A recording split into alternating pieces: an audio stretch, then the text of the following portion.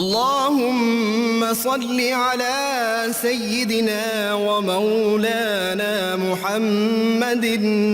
صاحب التاج والمعراج والبراق والعلم، دافع البلاء والوباء والقحط والمرض والألم، اسمه مكتوب مرفوع مشفوع منقوش في اللوح والقلم، سيد العرب والعجم، اسمه مقدس معطر مطهر منور في البيت والحرم، شمس الضحى بدر الدجى صدر العلا نور الهدى كهف الورى مصباح الظلم، جميل الشيم شفيع الأمم صاحب الجود والكرم، والله عاصمه وجبريل خادمه والبراك مركبه والمعراج سفره، وفوق سدرة المنتهى مقامه، وقاب قوسين مطلوبه والمطلوب مقصوده والمقصود موجود، سيد المرسلين خاتم النبيين شفيع المذنبين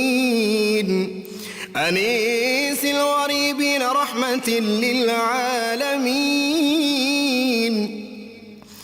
راحة العاشقين مراد المشتاقين شمس العارفين سراج السالكين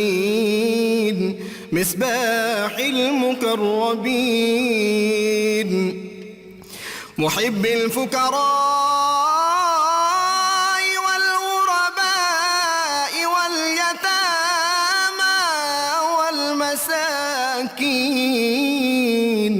سيد الثقلين نبي الحرمين إمام القبلتين وسيلتنا في الدارين،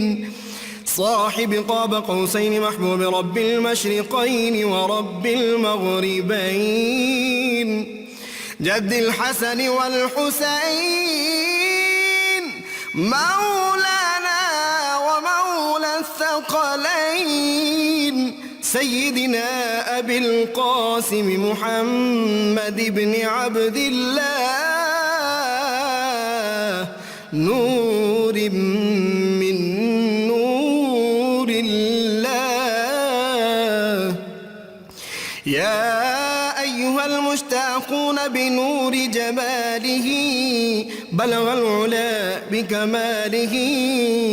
كشف الدجى بجماله حصنت جميع خصاله، صلوا عليه وآله وأصحابه وسلموا تسليما.